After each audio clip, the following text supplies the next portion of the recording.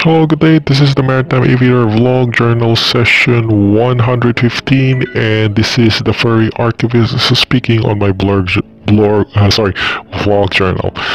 So, medyo i-report ko lang kung ano yung as usual, I keep my vlog journals updated as much as possible on what things are happening to me right now here on board the ship. It's very important that I keep a detailed record on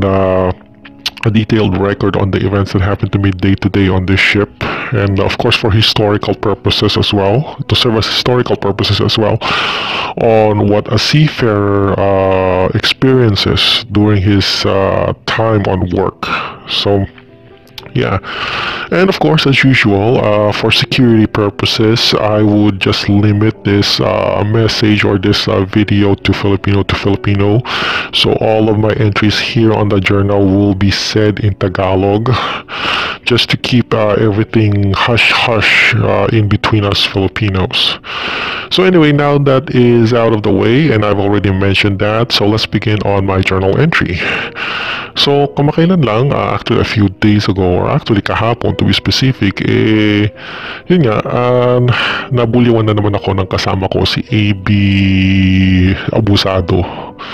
Which is, nakakaasar lang kasi hanggang ngayon pag naaalala ko na asar pa rin ako kasi, yun nga, kaliit-liit na bagay pinalalaki. May mga tao, anyway, gano'n naman talaga ang barko, pugad ang barko ng mga pangit na ugali ng mga Pilipino, and in particular, pugad ng pangit na ugali ng mga kung ano-ano, samot-samot na pangit na ugali. Ang sa akin lang kahapon is kaliit-liit na bagay, pinapalaki.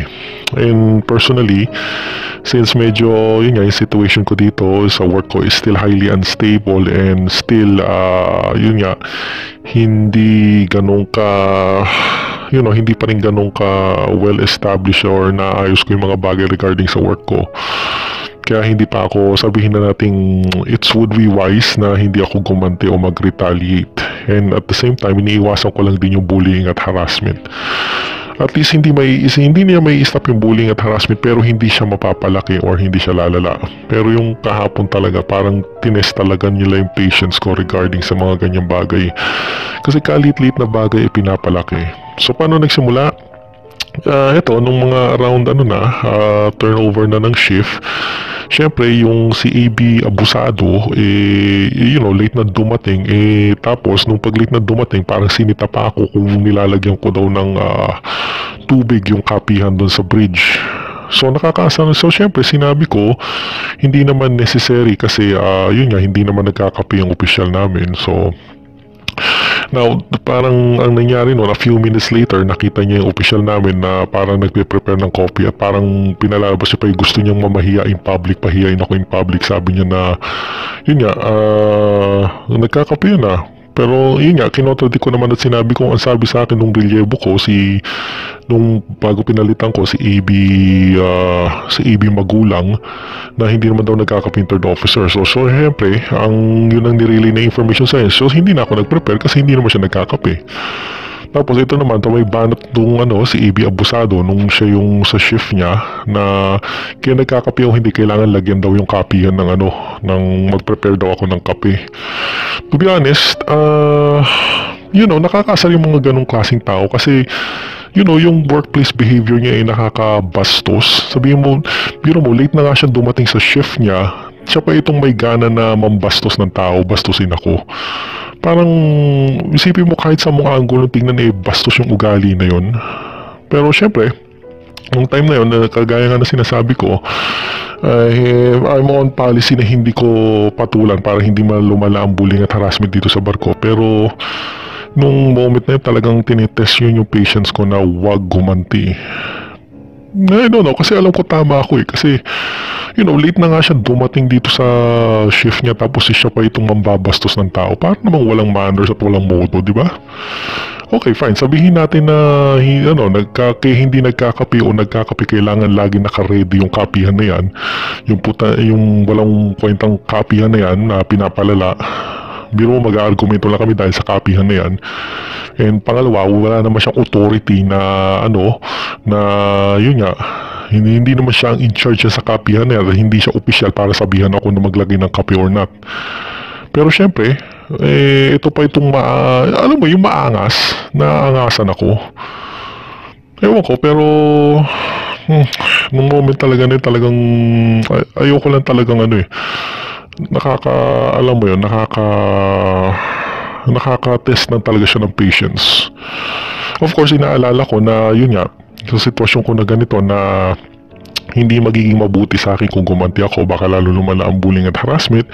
And at the same time, yun nga, and at the same time, hindi naman hindi ko naman priority na makipagtalo dito sa barko kasi yun nga, ang main objective ko talaga ngayon is to finish yung 5 buwan na kontrata na yun. Pagkatapos yan, hindi ko naman makikita yan si AB magulang o si AB abusado ever again. Pero nakakabastos lang yung mga ganong ugali. Ugali na, ewan ko, nandito sa shuttle tanker Honestly, gawin niya yan sa VLCC, doon sa pinanggalingan kong barko, VLCC o crude oil tanker. Well, definitely, mumurahin ko siya. Ewan ko, pero mas palabad ng tao doon sa VLCC at crude tanker pagka ganyan aangas-angas siya And definitely, pag magbubuli siya at mga haras ng tao, definitely magre-retaliate yung tao. Dito kasi, yung sitwasyon ko kasi right now is hindi maganda. Lately, unstable pa yung work situation ko kaya hindi pa ako makaganti. Pero gawin niya sa akin yan sa VLCC at sa crude oil tanker. Kaya sabi ko sa kanya, kakainin niya yan lahat na sinabi niya. But anyway, kagaya nga ng sinabi ko, shuttle tanker to, hindi naman to VLCC or crude oil tanker. And palagay ko, ganyan lang naman naaangas-angas siya dito sa barkong ito.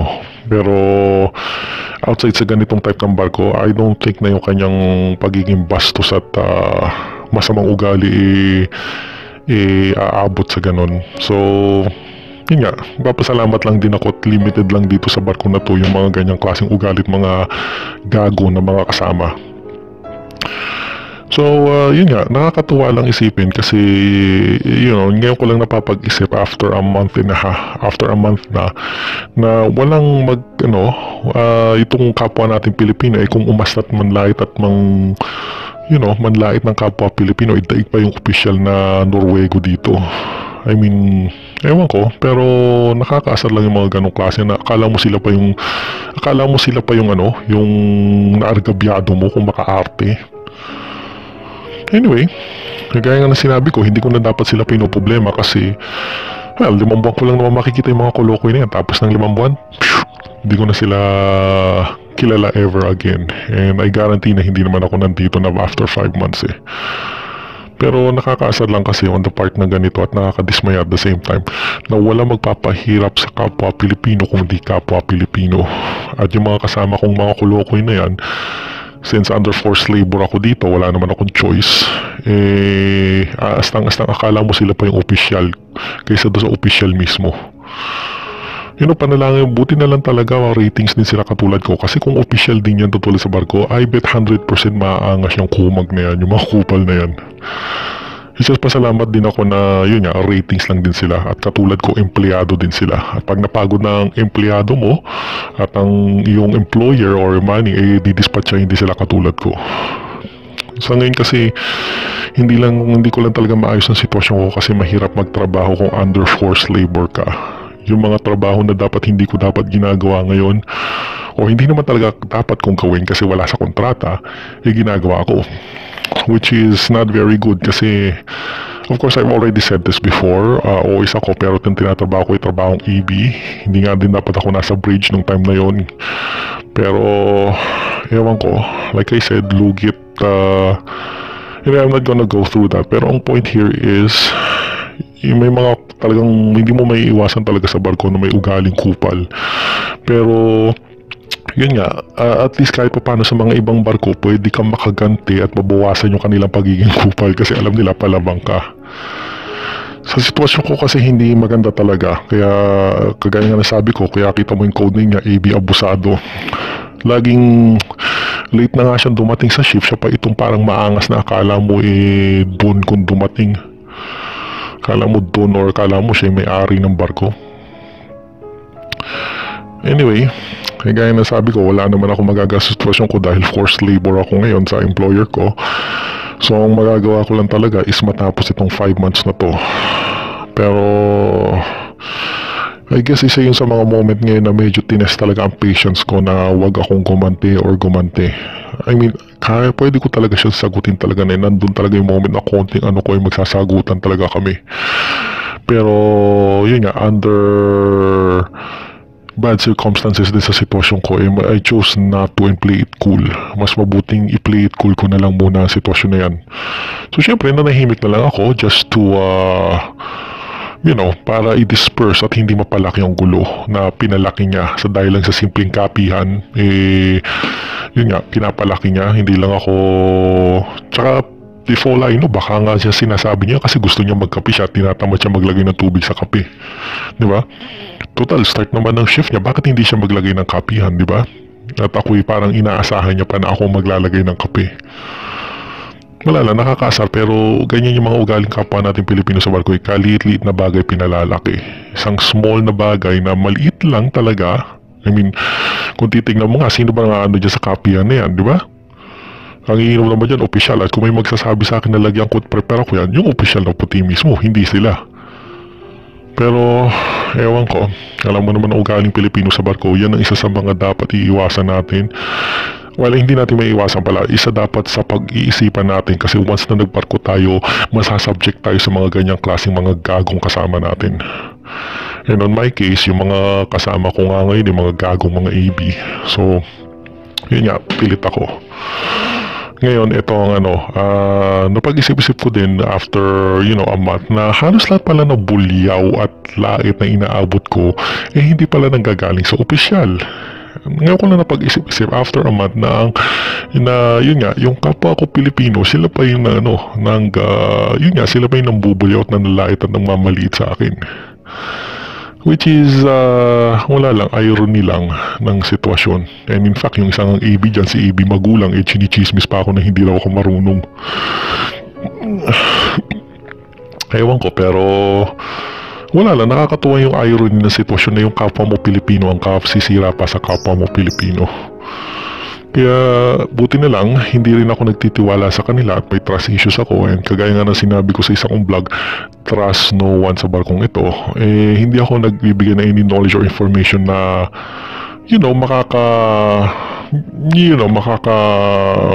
sabihin na natin magiging gamitin nila on their advantage.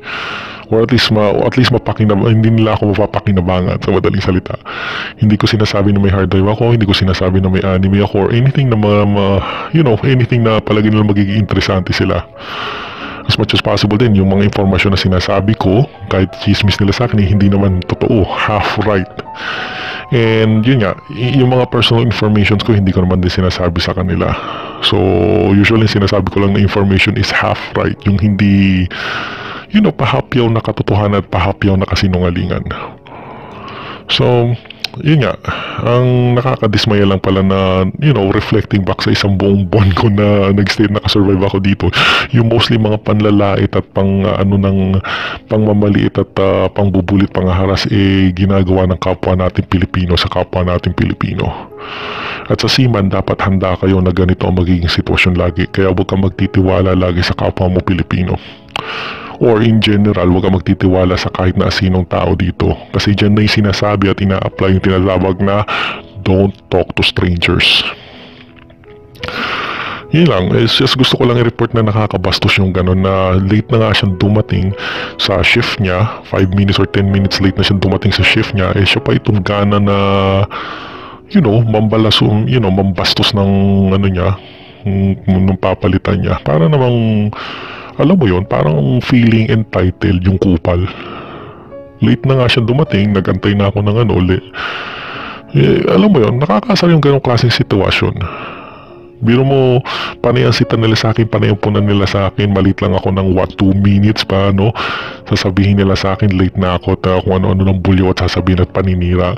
Tapos sila itong mga kupal na to, mga kasamahan ko, late na nga na sila din naman. Alam mo, yung tipong nangangaral sila ng isang bagay, pero sila mismo hindi nila kayang gawin. Which nakakaasar kasi hipokrito yung mga ganong klaseng tao. And isa sa pinaka-ayoko na klase na tao yung mga ganyan, yung mga hipokrito. Pero sinabi nila dapat mag-firewatch ako, ito naman sila, kung titignan mo, hindi naman din sila nagfa-firewatch. O ito, itong example na, kalit-lit na bagay na copy yan, kailangan pang i-argumento, samantalang sila, hindi naman din sila nagre-refill ng copy yan, ako pa yung inaasahan nila. Yes, ako yung nakatoka para doon. Pero kung gusto mo pala na magpasikat sa yung gwardiya opisyal, ikaw din dapat gumawa nun, hindi ako. Anyway, talagang kailangan ko lang magtiyaga at magtiis ngayon kasi under forced labor talaga ako ngayon ng employer ko. And there's no way around it. Hindi ko naman gagawin yung same mistake na ginawa ko dati sa UPL Shell na nagpasa ako ng early vacation kasi mahalata yung intention ko, which is yung mahalata yung intention ko na ayaw ko dito, syempre pagchichismisan ako. And kung ano-ano, alam mo naman yung mga kasama ko ngayon dito sa barko, puro mga chismoso.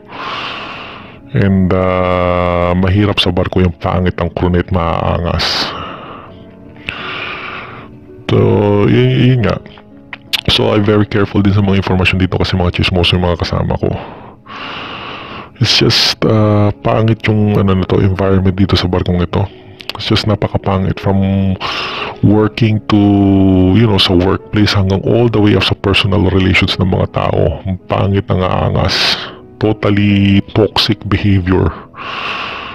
Well, hindi lang sila mag full-blown na toxic na pagiging maangas kasi alam nila na yung sinasabihan din nilang tao is matagal na rin sa kumpanyang ito. 4 na taon na ako dito.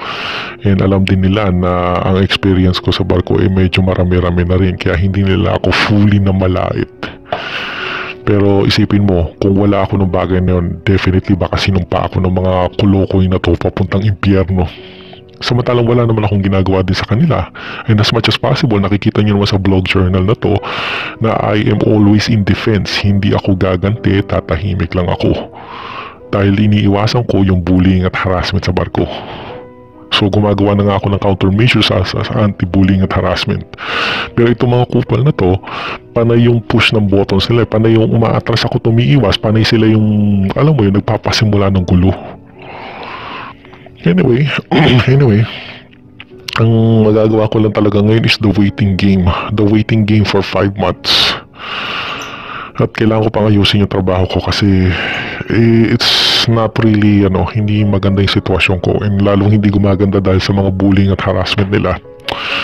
And to be honest, mas nakakapagtrabaho pa nga ako ng maayos na mag-isa lang ako kaysa may kasama Kaysa kasama ko yung dalawa, si Ibi Magulang at Ibi Abusado.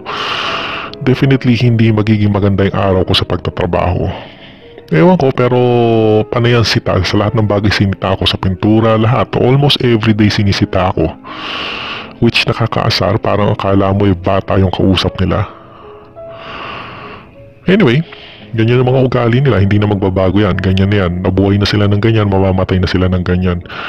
Ang tanging magagawa ko na lang is iwasan yung mga ganyang klaseng kupal na tao sa barko.